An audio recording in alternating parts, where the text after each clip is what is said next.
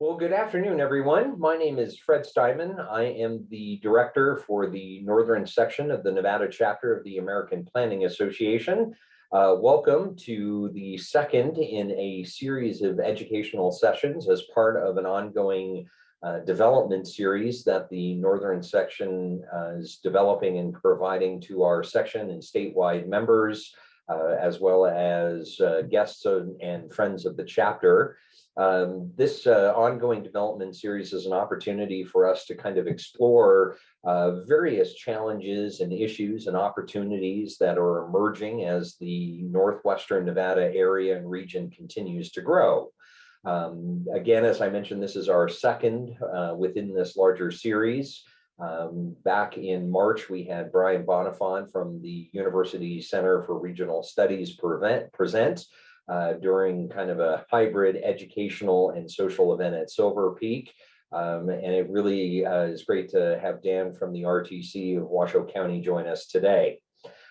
Just as an FYI and kind of housekeeping items, again, I do encourage you to keep your microphone muted during the course of the presentation, and at any time that you don't have a question or would like to speak. Again, that way we can kind of minimize some of the cross chatter and interruption that may occur. This session is being recorded, and after today's session, we will try to get the recorded session posted on the chapter's YouTube channel. And of course, we'll send out the link to the recorded session once it is posted on the chapter's YouTube channel, probably within the next week or so.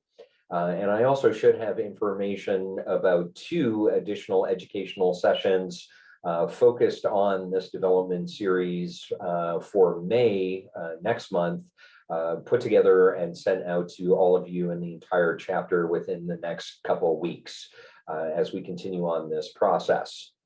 Also, before I introduce our speaker and give you a general introduction to the session, I do want to remind you all that the northern section of the Nevada APA is continuing to recognize the contribution that Michael Marino, who did work for the RTC of Washoe County for many years, made not only to the RTC and not only to the community, but certainly to the planning profession and community throughout the state. We continue to recognize his contribution and the man he was, the memory that he certainly holds dear to all of us, with a donation fundraising campaign for one of Michael's favorite charities and organizations, the Food Bank of Northern Nevada. The northern section has pledged an initial $500 donation to the food bank in his name, and we will match dollar for dollar up to an additional $500 in member donations to the food bank as well. Most of you have probably already seen the flyer for that campaign. If you do have any questions about it, you can certainly reach out to me directly via email, fred@unr.edu. I'll post that in the chat comment soon. I'm very pleased to announce that we have exceeded that $500 dollar for dollar match already. I think we're closing in on about $2,000 in total donations. That's the 500 section donation, the $500 dollar for match, and then several $100s, really almost 1,000 now in terms of individual member donations to the Food Bank of Northern Nevada. So my thanks to all of you that have donated and to everyone that has donated. Again, Michael's passing was certainly sudden and shocking to many of us. Not to take away from Dan's presentation today, but I know I speak for a lot of us here that he was a good colleague and a great friend, and we certainly miss him, and will continue to do the work that Michael started during his time at the RTC. With that, again, it's my pleasure to introduce Dan, and Dan, I'm probably going to screw up your last name, Doenges. Correct me if I'm wrong as you introduce yourself, but Dan is planning manager with the RTC of Washoe County. Dan has been with the RTC since, I believe, April of 2016, but in 2021 was promoted to Director of Planning. As many of you know, the RTC of Washoe County is very instrumental in planning for and providing services to the public, especially addressing growth issues and development issues throughout our region. And Dan has been gracious enough to give us some time today to present his presentation, Planning for Growth, how RTC is preparing for the next 20 years. Dan has said it's okay to ask questions during his presentation, so if you do have a question, feel free to ask. But just to kind of keep everything to a dull roar, unless your question is super pressing, maybe just hold your question until after the presentation, and then we'll have about 30 or so minutes after Dan's presentation, and we can get into a more expanded discussion and Q&A session. But with that, again, it's my pleasure to introduce Dan from the RTC of Washoe County. Dan, whenever you're ready. Hi, Fred. Thank you for the introduction and also the kind words about Michael. It's really exciting to hear everyone's contributions to that noble cause. So thank you to all the members as well, and for sharing your lunch hour with me. So without further ado, I'll pull up my presentation here. Get it into play mode. Can everyone see that okay? Dan, it looks like we're getting the deck screen and not the actual presentation. Let me see if I can fix that.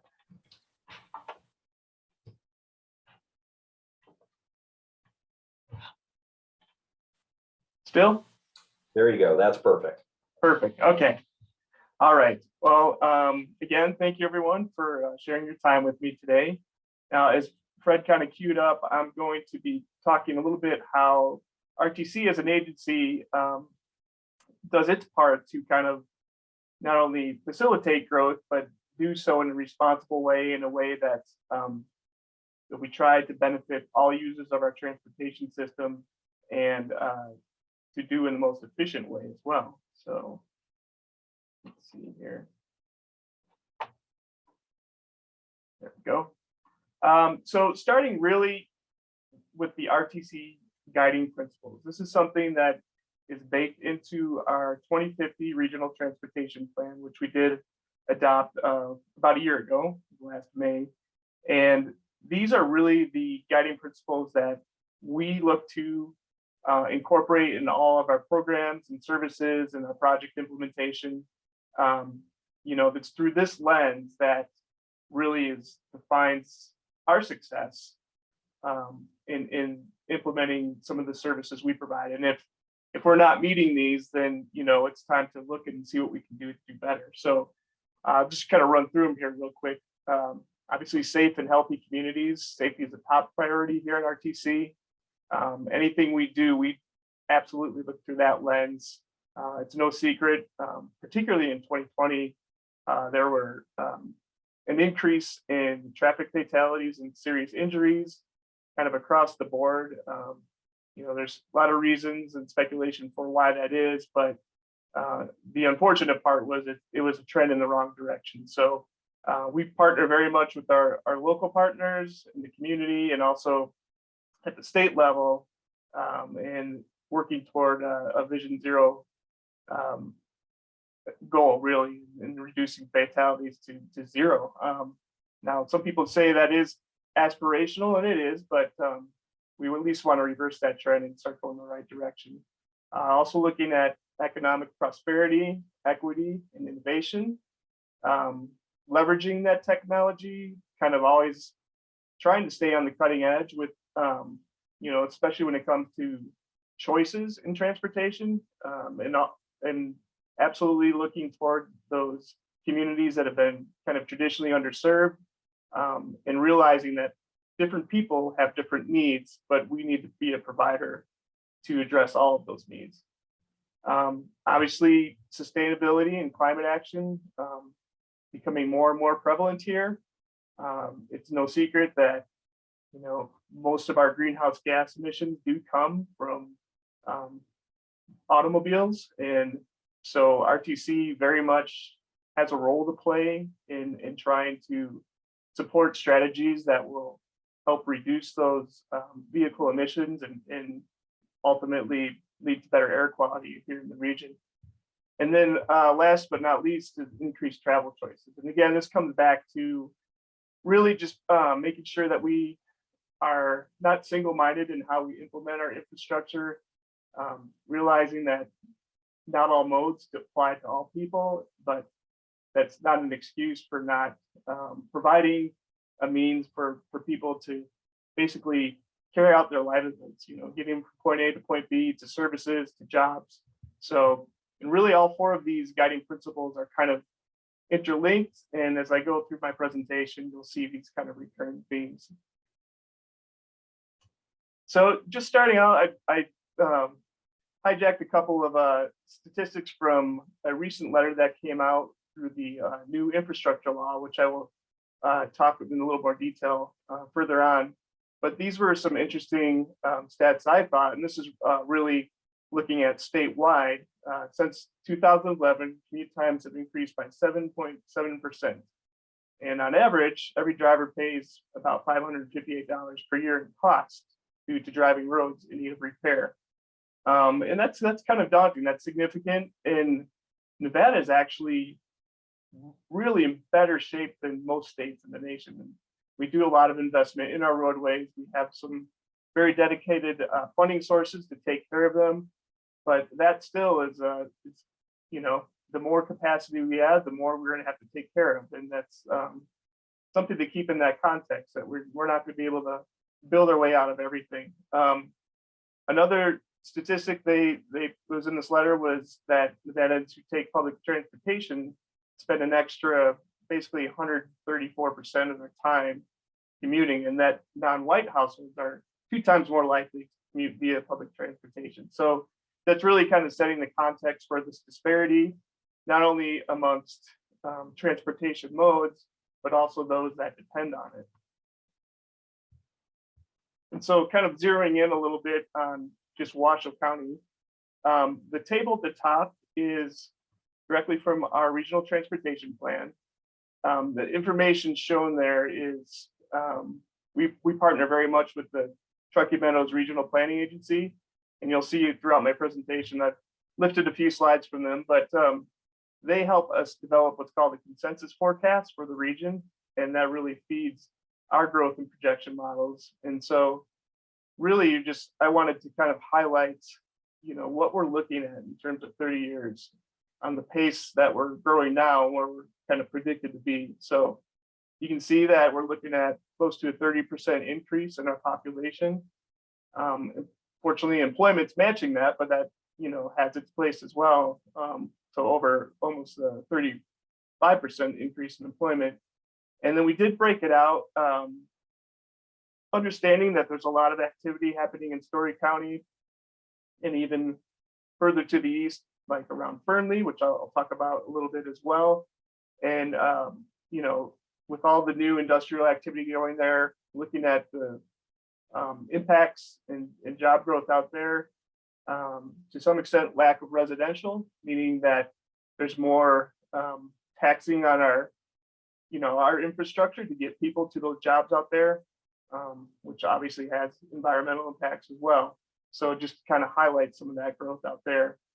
And just showing how fast this changes. Now, this is kind of a consensus forecast, which takes account of several different sources and kind of aggregates those into an average. But just looking at latest figures from the US Census in July 21, we're already up around 493,000. So in that short amount of time, it's not a direct apples to apples comparison, but the bottom line is that we're experiencing a lot of growth, and anyone living in this area knows that.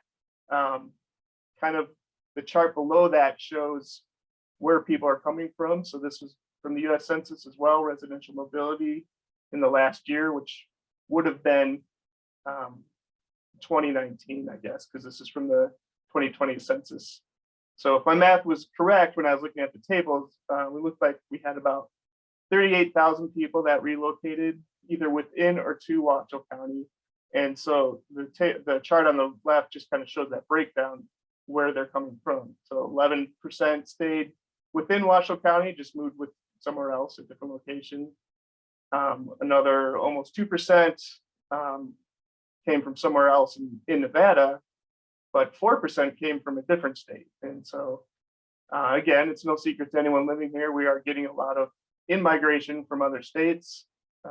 This is a growing area with a favorable tax climate and just really a all-around great place to live. So the secret's out and people are kind of coming in droves. Looking at those impacts kind of on the transportation network.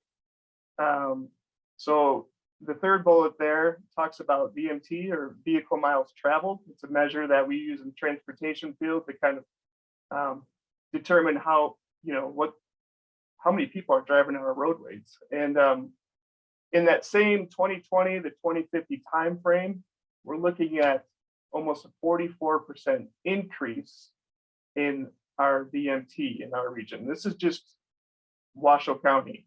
It's just to underscore that, I put, give that some context. I put the 2019 annual VMT, and that was almost 4 billion. And the reason I use 2019, because everyone knows 2020 was a bit of an anomaly with COVID and people were driving less. Those numbers were down, but I think we're pretty much back to the norm on that same upward trend that where we've been for, the past few decades. So, and yeah, so that's a lot of people on the road, a lot of, impacts to the environment, a lot of wear and tear on our roadways. So that kind of just puts it in perspective. I think how we're getting around is changing. So the table below, or the figure below, shows that, and again, this is the 2020 census, that 75% drove alone.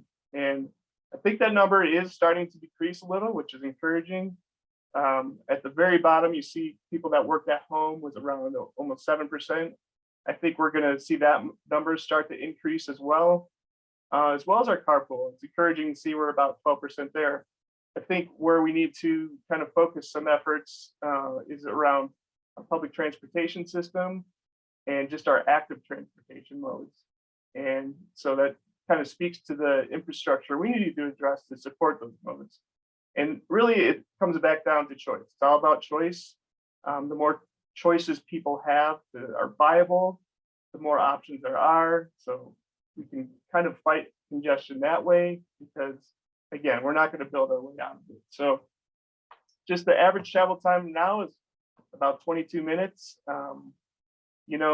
For people that have lived here their whole lives, that probably seems kind of high. For people that are more recent transplants, that seems probably pretty reasonable. And our goal at RTC is to kind of keep those travel times down. So this next slide I borrowed from the Truckee Meadows Regional Planning Agency, and this just kind of looks at where development patterns have been occurring in the past decade and where we're predicted to see growth. So the map on the left kind of shows, in terms of density, the number of units per acre. And not surprising, there's a lot on what I would call kind of the urban fringe. The dark boundary, the solid black line, is the Truckee Meadows service area. And so, you can see, not surprisingly, a lot of development up and down Pyramid Highway, kind of in the North Valleys, further out by Bird Eye, in South Reno, kind of the Damani area. These are all areas that we know are growing fast. We're starting to see, fortunately, a little more variety of housing. In the past, it was very single family oriented, but now there's more multifamily, and the demand for housing is still as high as ever. But I think we're, as a region, starting to address those needs by providing different types, a different mix of housing. Still a lot of infill development. You can look kind of within the McCarran Loop. It's not like other places weren't, developing. There's a lot of infill, there's more vertical, but again, it just kind of speaks to the demand that's out there. So the map on the right then looks at where predicted residential growth will occur. And again, it's those same kind of 4 areas that we talked about: North Valleys, Spanish Springs, a little more to the west there, maybe Bird Eye, Mobile area, and then in South Reno. And so we're going to continue to see those demand where there is available land. And the challenge, of course, is, getting the infrastructure and the services that are needed to support that growth kind of on the outskirts of town. while maintaining the balance, you know, increasing densities where it's appropriate, you know, through infill, and really preserving our existing infrastructure that's in place already. So this slide just shows what the annual average daily traffic volumes were. And again, I took a pre-COVID snapshot, understanding that 2020 was an anomaly, but I think, you know, the same patterns you see still hold true today. By far the most VMT, or just traffic in general, that we see in terms of volume is on Pyramid Way, basically coming down from Spanish Springs. So just to clarify, in the legend, kind of the thicker and darker the line, the more traffic volume, the higher the volumes are. So we're looking at 50, 60,000 cars a day on Pyramid Way currently. This is not even accounting for what the growth is going to be in the future. And, you know, a lot of our major arterials like Karen Boulevard certainly see, you know, increased congestion around those interchanges with the freeway system. Again, in South Virginia, you're starting to see more trips. That was a little bit surprised for me, because that's kind of my neck of the woods. We have a lot of capacity in Virginia down there, so it doesn't seem like it's congested, but certainly there's more and more trips occurring down there. And so how do we capture all this? We know where the growth's happening. You know, we've got good data sources to tell us, you know, in terms of traffic volume, in terms of developments, you know, kind of where we're headed, but how do we plan for that to accommodate it? So for the RTC, it really starts with our travel demand model. And this is, it's a model. So like all models, it's not perfect, but it does a really good job of kind of informing us where some of those potential problems might occur in the future. We do work very closely with TMRPA, again, through their consensus forecast, that they help generate the household and employment information that we need to kind of populate our model. We then go through this, we call it a spatial disaggregation process, but basically that assigns households and employment areas to different, what's called a traffic analysis zone, or TAZ. And that's really kind of the geography of our model, if you will. So on the map there on the left, you see kind of all these little zones. Those are our TAZs. Obviously, they get smaller and smaller the more urban you get, because there's a lot more density in terms of residential development, plus also a lot of more trip generators and attractors as well. So with this information, we kind of plug all those into our TAZs. We look at the latest traffic counts. NDOT does a phenomenal job. They have an annual count program. It's really robust. They capture a lot of our major arterials and collectors, and they do it every year. So we really reference that data when trying to calibrate our model. So we'll do kind of an existing conditions, and once our model volumes are kind of in line with what NDOT's reported through their traffic collection, then we know we've got a good base. And so then we start the forecast process. We see what those trip generators and attractors are. We start to see you know, origin destination pairs, takes into account, you know, multiple you know, the number of family members in households, densities, all those things, goes through these iterations, and it basically outputs volume over capacity of our roadways. Again, BMT, looking at the vehicle miles traveled, we can get things like average trip length and a whole other host of outputs that really kind of help us with the project prioritization process. And so we'll see things like level of service, and we know kind of which roadways are basically over capacity. Obviously, we do this in kind of like 5-year buckets, which we're forecasting over a 20-year period. So we want to see, obviously, you know, a roadway is not going to blow up overnight. So we want to try to time it to see, well, when are we going to have to start maybe programming some more investment? This travel demand model does only look at capacity. So that's something important to note. There is a transit component to it, so we can assign a certain number of trips, to kind of match what our ridership numbers are. But this is kind of a macro level model. So we're looking at basically the major roadway, what we call the regional roadways, and our roadway network. Another output of this is we use those VMT estimates to help model the air quality impacts as well. Our region is in what's called a EPA. Well, there's 3 different areas. There's a non-attainment area, which means you're exceeding your the threshold of different various criteria air pollutants. We are currently in a maintenance area for those pollutants, and I know we have some air quality folks on the line, so maybe toward the end you can jump in and fill the gaps that I'm missing. And then there's those that are in attainment. Our area is what's called the TMA, a transportation management area, and all that means is we have a urbanized population that is over 200,000.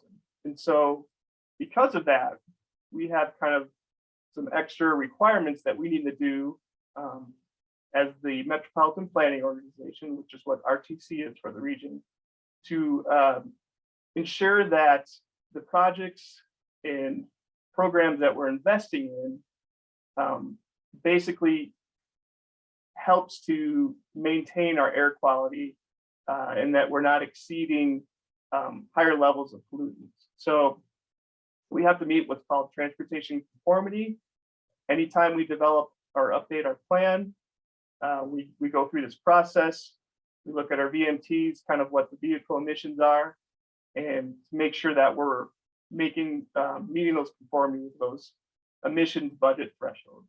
So not to go too into the weeds, but it really does serve a lot of purposes. And we update this model approximately every 4 years, kind of in line when we do our regional transportation plan update. Another thing I wanted to demonstrate on this slide, if you look at the map, you see kind of the blue area. So that is RTC's travel demand model. That's for Washoe County. That's what we've been modeling for years and years now. Recently, we've had some conversations with the city of Fernley. They, about a couple of years ago, that they adopted their first transportation plan. And with that, they started wanting to look at how they can better prioritize transportation improvements as well. So they approached us to see if we could kind of incorporate their area into our current model. And we were very excited about it because that gives us better data. I already kind of spoke to a lot of the growth in employment that's happening out to the east. So gives us a better handle on those trips. And so really we've kind of started working on this mutually beneficial model where the city of Fernley and all the anticipated growth that's happening around there is being captured in kind of our broader regional model. So there's more to come on that, but we're near the full integration, and now it's just kind of filling in that information like the household and employment data and kind of running those forecasts. Excuse me, I had to come up here. So getting back to the infrastructure investment and jobs, I can't stress enough how significant this was. As I kind of bolded there, it's the largest long-term investment in our infrastructure and economy in the nation's history. And it really just goes to show, what it's so great about working in this planning environment in infrastructure, because rarely is it a partisan issue. It usually has the full support of Congress. How we get there, yeah, there's a little cat and mouse game, as there always is, but really the priorities there. We need to start investing better in our infrastructure, taking care of those that aren't benefiting from it, and also making sure that all the money that we've poured into our roadway networks and our sidewalks and our bike facilities, like that is preserved for future generations. So bottom line is we got approximately a 30% increase across the board in formula funding. And these are state numbers, not what's coming to Washoe County. So I didn't want anyone to think that RTC is just, flush with cash. So, but again, we're looking at about 2.7 billion over 5 years. It's a 5-year bill for our highways and bridges. Another 18 million for highway safety traffic programs. Looking at 468 million for public transportation. 38 million to support the expansion of an EV charging network. And this is something new. Obviously this technology is evolving all the time. And we hadn't previously seen this lumped in with some of our transportation bills. I think probably RTC and to a greater extent, like NDOT and the state level, they're kind of grappling with where does this fit? What's NDOT's role? RTC, we don't own or operate any of the roadways. We administer the pavement preservation program. We do project implementation, but really that ownership is either at the state or the local level. So how we incorporate this, I think, is kind of an evolving discussion. One of the things I was really pleased to see was Safe Streets for All program. This is approximately 6 billion. This is a brand new program that will provide funding directly to local governments. RTC does qualify as a Metropolitan planning organization, and really looking to advance the Vision Zero plans and other improvements that really is hyper-focused on safety for bicyclists and pedestrians. And there's a litany of competitive grant programs. RTC has been pretty successful in the past of getting some of these discretionary grants, and we are certainly staying on top of the ones that we think we can compete well with. We just happened to submit a RAISE grant. Don't ask me what the acronym stands for. I forgot at the moment, but essentially it's an infrastructure grant, and we're looking at hopefully getting some funding for some lemon drive improvements up in the North Valleys. Kind of on the flip side of this, it's great we got all this money.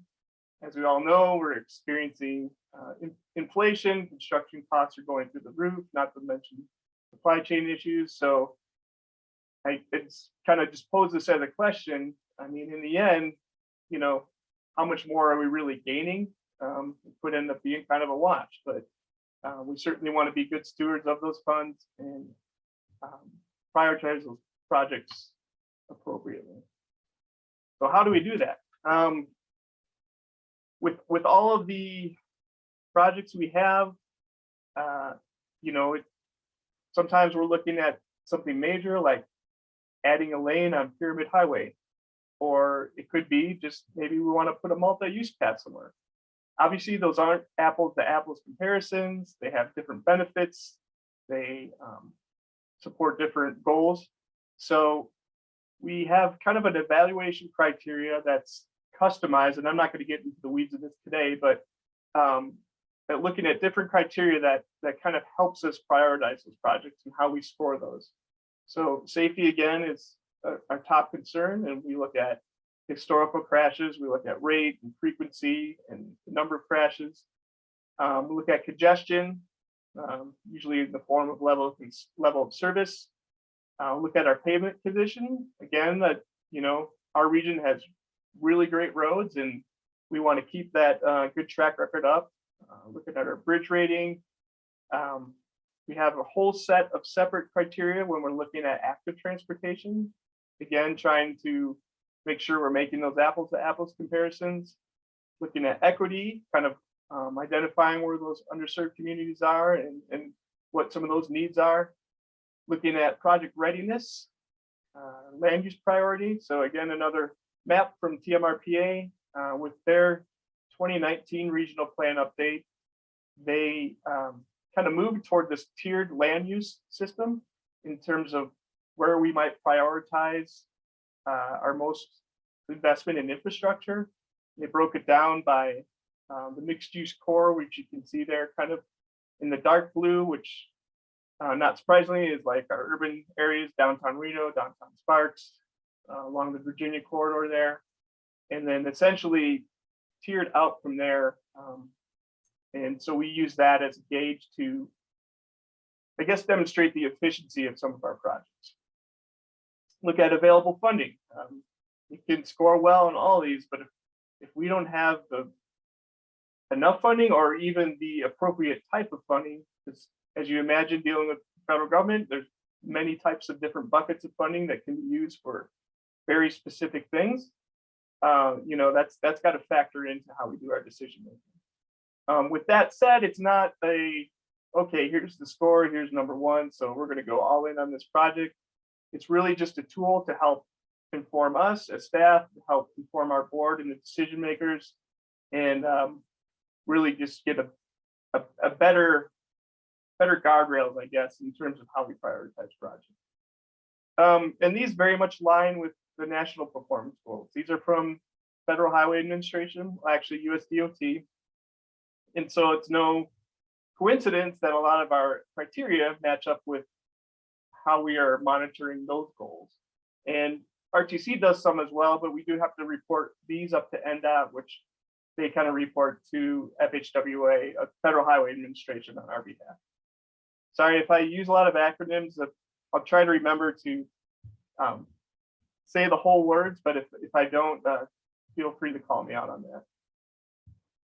So another avenue we're really looking at is kind of leveraging that technology and that data that's available to us. Admittedly, it's sometimes like drinking through a fire hose. There's just so much out there, and trying to determine like what is the best value of some of that data can be a challenge. But we can really make some significant impacts in our congestion, our traffic flow, our travel times, just by tweaking a few things that are already in place. So we have a pretty robust traffic signal management program. We try to time those signals so that we get optimal flow, so we don't have a bunch of cars sitting there idling, wasting time, generating more emissions into the air. And we're actually updating our intelligent transportation systems, or ITS master plan right now. So looking how we can improve upon that throughout the whole network. That comes into the vehicle to infrastructure, vehicle to vehicle, or V2X, which is vehicle to everything connectivity. The smarter and more more computer chips that go into our cars, the more ability we have to kind of assist with not only optimizing traffic flow, but also from a safety level as well. I'm sure most of you know, especially if anyone's bought a car, even in the last 5 years, the level of autonomy is increasing all the time. I'm not saying we're going to be no one's going to be driving anymore. In 10 years, we'll all be driving self-driving cars. My personal belief is that's a little far out, and really more not because of the technology is not there, but more the policy and safety considerations that still have to be vetted. But there's little things now that we all have already that are improving those safety and efficiency measures. We're kind of moving more toward a LiDAR system, just really exploring all that this type of technology can do. The image on the left is just something I lifted off the internet, but kind of just shows the sky's pretty much limitless in terms of the type of data you can get out of this. And we're just starting to understand this better. We have a partnership with UNR. We have a living lab program, which is kind of centered downtown, that we've been doing a lot of these LiDAR applications in the planning department here at RTC. I'm looking to see how we can better leverage that to get us more safety information and count data for active transportation. We can count vehicles too. We can count everything. We've already implemented a few test cases, and the more we use it, the more we're learning about it. We do have access through partnership with NDOT to get travel time and delay estimates, which really kind of helps see, helps us to see where the congestion is, particularly time of day. Kind of focus on the recurring congestion, not so much the event-driven congestion, because that's obviously you can't plan for crashes, those sorts of things. And just the technology that's really out there in everyone's pockets. There's a whole bunch of private vendors out there that are gathering this data, scrubbing it, for privacy considerations, and each has kind of their own unique spin on what they can do with it and how that can help support us with some of our modeling efforts and that sort of thing. So again, there's a lot out there. It's up to us to kind of wade through all of that and figure out what it is we need to do. Fred, how am I doing on time? Oh, I'm sorry, you're muted. We have about 15 minutes left in our session today. It's 12:45. Okay. Great. I'll kind of try to move it along. I tend to talk longer than I think. So, and again, going back to increased travel choices, we, even trying to stratify the type of services we provide with our transit system. We have a really good fixed route transit system. It's obviously not been without issues the last few years, which you pay attention to the media, you know some of the challenges we've had with labor shortages and strikes and that sort of thing, not to mention the impact that COVID had on our ridership. But that too is rebounding. We're actually updating our short range our short range transit plan right now, and getting a lot of good information on that. But we're starting to offer different types of services. We want to really invest in our BRT, our bus rapid transit, which is kind of what you see on the right there. We currently have the Virginia line, which is now running up to UNR. It's the most recent phase we've completed. We've got the Lincoln line, which connects Reno and Sparks. So looking at expanding on both of those lines, and again, trying to reach some of that new growth, particularly in the South, where a lot of multifamily is starting to occur. And where we can't run fixed route transit, or where it's just not viable, we're starting to implement our Flex Ride program in more areas. It's more of a kind of on-demand curb-to-curb type service that operates within a zone or feeds into our fixed route system. And for some of those further trips, like I was mentioning, out to the Tri-Center or even beyond, we're really seeing a big growth, continued growth in our van pool program, which is, there's just a few stats up there, and in terms of some of the positive environmental impacts that's having. And lastly, I think I won't go into great detail on this, but I just kind of threw out a few plans and projects that are either underway now or that we will be embarking upon soon. That just kind of speaks to really all of these things I've been talking about. So there is a link here at the bottom. Maybe I can copy it into the chat. Nope. Well, I'll type it in there. But basically, if you go to the RTC's website, click on our engineering page, there's a lot of information on all the projects. This is just, again, very high level. There's more here than I could list. So actively picking out projects all the time. So with that, Fred, I do want to leave some time for some Q&A. So I'll go ahead and wrap it up. Awesome. Thank you. Well, thank you very much, Dan. And before we open it up to Q&A, I also just want to extend my personal thanks on behalf of the section and the chapter to you, Dan, personally, but also to the RTC of Washoe County. You and RTC have always been a big partner and supporter of the chapter, and we really appreciate it with your time and the information you provide our members. I'm going to use my veto power as section director and ask the first question, because this has been bouncing around in my head for about a year now. You quickly mentioned, we've seen a fairly measurable increase in the work from home numbers. More and more people within our region working from home. And, I know RTC is, our RTC is much broader in terms of its planning perspective. But a lot of public transportation in RTCs and other areas really focus on planning of getting people from where they live to where they work, and where they work back to where they live. Thinking about this trend of more and more people in our region working from home, projecting out 5 years, 10 years, maybe even 20 years, you know, where do you think that trend is going to lead to in terms of maybe rethinking public transportation generally? You know, what is going to be the long-term purpose of public transportation? I think there's a niche for that. And I could probably go a few angles with this. Obviously, Reno and to a greater extent, Southern Nevada is still very much a service industry. So obviously there's those jobs that just are not going to go remote, and as long as we have that, that is kind of the backbone of a lot of our clients that do use public transportation. Even when things were bad during the pandemic, we continued to operate, and because there was that need to transport workers to their jobs, they just didn't have that option. So I don't think it's going to go away in terms of demand. It might lessen. The other piece of it is by investing in like these BRT lines that we're looking at, that we're really trying to pitch that as like a premium service. We want to attract new riders and kind of, speak to the benefits.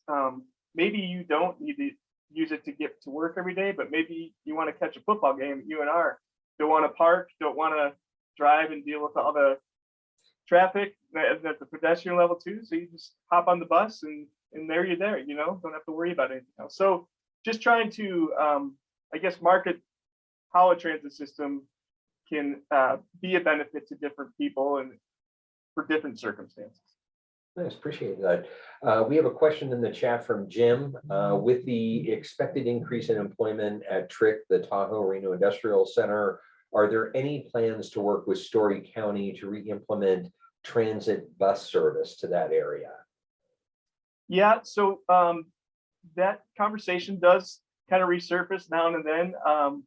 One of the challenges we saw with that, if it's not just about getting people to the Tri-Center, but anyone that's been out there knows how massive that is and how many different companies are located out there. So getting there is one thing, but really it's not going to work unless there's some way to kind of supplement like a shuttle to kind of run a separate route within the Tri-Center, getting all of the employees to their final destination. So it's kind of that last mile or miles piece that is a little bit of a challenge. Because of that, our van pool program is really continuing to grow, and I think that's been the majority of where our growth is in the last few years. So there are alternatives, but in terms of running a bus out there, we haven't found I guess it hasn't really penciled out yet. And I don't know if there's going to be some sort of a line in the sand or a tipping point where that starts to make more sense. Perfect, thank you. Another question in the chat, this time from Daniel. 44% increase in VMT between 2020 2050 is much greater than population employment. How can RTC smart trips be incorporated in our region to reduce those impacts? Thank you, Daniel. That's a great question. And he's referring to RTC has a program called Smart Trips, which really looks to provide information to give people other choices to that single occupant vehicle commute. It's actually what our van pool program is housed under, but we're also looking at like a ride match thing. So if you want to carpool, we also have a trip planner on there. Like if you're looking to say, hey, I want to ride my bike today, it's a nice day, I'll give it a shot. Which, how do I get from point A to point B? There's a lot of resources on there in terms of how you interface with our transit system. So we are pushing that. And to Daniel's point, like we really just, I think, need to educate people more and be more transparent in some of these options and really encourage people to try it, even if it's not 5 days a week, 1 or 2 days, that it can make a big impact over time. Excellent. We do have a few minutes left. We're scheduled to close up at 1 o'clock. Are there any other questions Does anybody want to speak out loud with a question or put another one in the chat box? Please feel free to do so.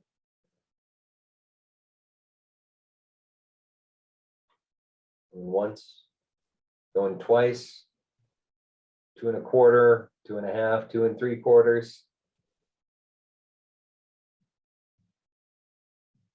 Well, not hearing any other questions from the audience, do want to again thank Dan personally and on behalf of the section for joining us today for another one of our educational series as part of this ongoing development series.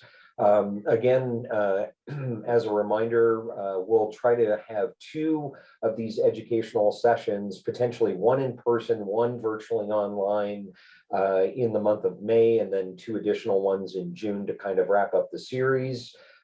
Additional information about that will be coming to all of you and to chapter and section members. Also wanted to remind everybody that the southern section of the Nevada chapter of the American Planning Association is hosting this year's annual chapter conference. That will be held in southern Nevada, Las Vegas, surrounding area, tentatively scheduled for later in October of 2022. More information, including a save the date flyer for all of that, will be sent out to all the chapter members probably within the next month or so.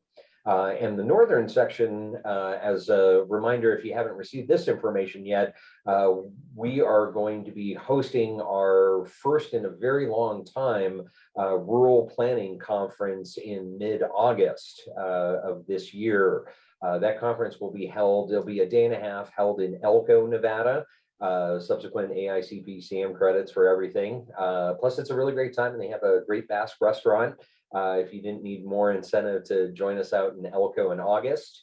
The save the date flyer is out there, information on the chapter's Facebook page, website, and again, more information about the Rural Planning Conference for August and the state chapters conference in October will be coming out to members within the next several weeks and months as we move forward. Again, a huge thank you to Dan and the RTC of Washoe County. Really do appreciate the time that you have taken today. This session is, of course, worth 1.0 AICP CM credits. Event number is on the flyer for this event. So if you are doing this for your AICP CM credits, make sure you get logged in with AICP and those sessions are recorded.